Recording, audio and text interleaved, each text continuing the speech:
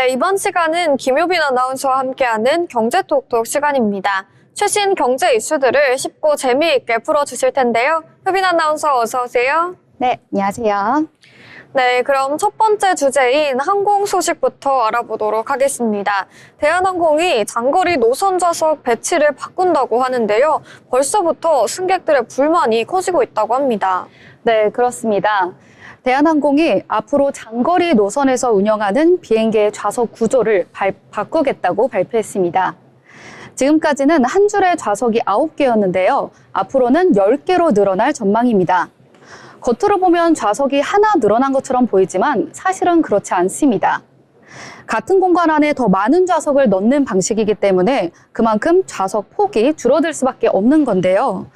이번에 바뀌는 기종은 보잉 777-300ER 항공기 11대입니다. 좌석 너비는 기존보다 약 2.5cm 줄어들어 17.1인치가 되고 이코노미 좌석 수도 227석에서 248석으로 21석 늘어나게 됩니다. 네, 장거리 노선에서 몇 시간씩 앉아 있어야 하는 걸 생각하면 불편이 꽤 크게 느껴질 것 같은데요. 네, 맞습니다.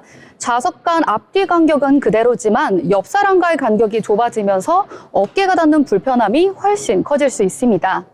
특히 문제는 현대인의 체형이 점점 더 커지고 있다는 것인데요. 실제 조사에 따르면 우리나라 남성 평균 키는 과거보다 최대 9.3cm 커진 것으로 나타났습니다.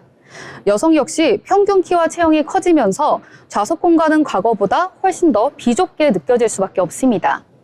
즉, 좌석은 좁아지는데 사람의 몸집은 커지고 있으니 불편함이 예전보다 훨씬 더 크게 다가오는 것입니다.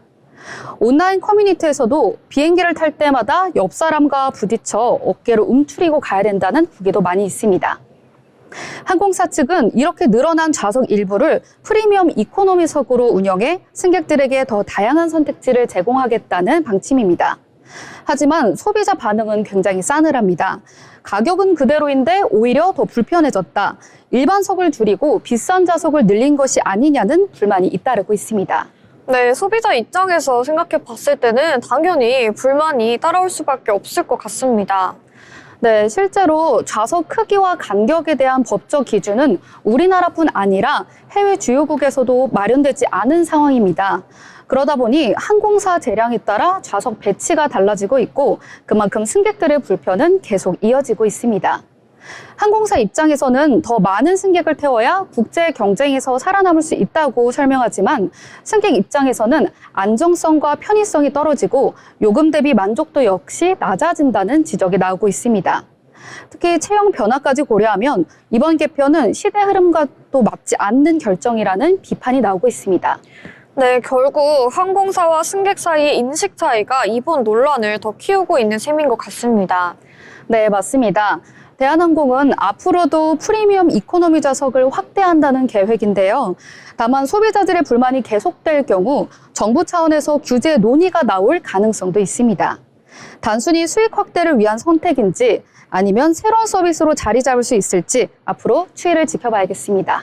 네, 계속해서 지켜봐야겠습니다. 이어서 다음 소식으로 넘어가 볼 텐데요. 이번 소식은 일터와 관련된 내용입니다. 특히 요즘 인공지능, 생성형 AI가 업무 현장 곳곳에 자리 잡고 있는 걸 많이 느끼실 텐데요. 한국 근로자들의 AI 활용 비율이 미국보다 훨씬 높다는 조사 결과가 나왔습니다. 효빈 아나운서, 구체적으로 어떤 내용일까요? 네, 한국은행이 발표한 조사에 따르면 한국 근로자의 절반 이상이 이미 업무에 AI를 활용하고 있는 것으로 나타났습니다. 정확히는 만 15세에서 64세 취업자 가운데 63.5%가 생성형 AI를 사용한 경험이 있다고 답했는데요. 이 가운데 업무 목적으로 활용했다는 응답은 51.8%였습니다. 비교해보면 미국은 같은 질문에 대해 26.5%만이 업무에 AI를 쓴 적이 있다고 답했는데요. 즉, 한국 직장인들의 AI 활용률이 미국의 약 2배에 이른 겁니다. 네, 우리나라 사람들이 생각보다 훨씬 더 빠르게 AI를 받아들이고 있군요. 네, 실제로 AI 도입 속도가 굉장히 빠릅니다. 국내에 본격적으로 도입된 게 불과 2022년 말이었는데요. 불과 2년 반 만에 인터넷 보급 초기보다 8배나 빠른 확산 속도를 보였다는 게 한국은행의 설명입니다. 그렇다면 AI가 실제 업무 환경에서 얼마나 효율을 높였을까요? 조사에 따르면 AI를 활용한 근로자들의 업무 시간은 평균 3.8% 줄었다고 합니다. 주 40시간 근무를 기준으로 하면 약 1시간 30분 정도 절약된 셈입니다. 미국 근로자의 감소폭인 5.4%보다는 조금 낮은 수치지만 도입 시기가 짧았던 점을 고려하면 상당히 빠른 효과라고 볼 수 있습니다. 네, 업무 시간 단축은 체감 효과가 크겠는데요. 그렇다면 생산성 측면에서는 어떨까요? 네, 한국은행은 AI 도입이 국내 총생산, GDP에도 영향을 미쳤다고 분석했습니다. 지난 2년 반 동안 GDP가 약 3.9% 성장했는데 그 가운데 1%포인트는 AI 덕분이었다는 설명입니다. 성별이나 연령별로 보면 남성, 청년층, 대학원 졸업 이상의 고학력자일수록 활용 비율이 높았습니다. 다만 AI 사용에 익숙하지 않거나 오히려 오류를 바로잡느라 더 시간이 걸렸다는 응답도 있었습니다. 전체 응답자의 절반 가까이는 근로시간이 줄었다고 답했지만 나머지는 비슷하거나 혹은 늘었다는 의견도 있었던 겁니다. 네, 결국 활용 능력에 따라서 효과가 크게 달라질 수 있다는 의미인 것 같습니다. 네, 맞습니다. 한국은 AI 확산 속도에서는 세계적으로 손꼽히는 나라가 됐습니다. 하지만 진짜 중요한 건 빨리 쓰는 것이 아니라 얼마나 효율적으로 활용하느냐입니다. 앞으로 기업과 개인 모두 AI 활용 역량을 얼마나 키워나가느냐가 경쟁력을 좌우할 것으로 보입니다. 네, 이렇게 기술이 생활 곳곳에 빠르게 파고드는 모습 느껴지는 것 같습니다. 이번에는 돈과 직접적으로 연결되는 다음 소식 준비해봤는데요. 최근 국내에서 코인 자산을 10억 원 이상 보유한 코인 부자가 10,000명을 넘어섰다는 조사 결과가 나왔습니다. 효빈 아나운서 구체적인 내용 전해주시죠. 네, 금융감독원이 조사한 발표에 따르면 가상자산을 10억 원 이상 보유한 사람은 총 1,800명으로 집계됐습니다. 이들이 국내 5대 거래소에 보관 중인 자산 규모는 1인당 평균 22억 2천만 원 수준인데요. 전체 거래소 이용자의 평균 보유액인 약 1,000만 원과 비교하면 무려 200배 이상이 됩니다. 네, 격차가 정말 큰데요. 연령대별로도 또 다른 특징이 있을까요? 네, 흥미로운 점은 연령별 분포입니다. 50대가 약 4,000명으로 가장 많았고 이어서 40대 3,000명, 60대 이상이 2,400명 순이었습니다. 하지만 액수를 놓고 보면 20대의 평균 보유액이 약 26억 원으로 가장 많다는 조사 결과가 나왔습니다. 고액 자산가 수는 적지만 투자 규모는 오히려 더 크다는 의미입니다.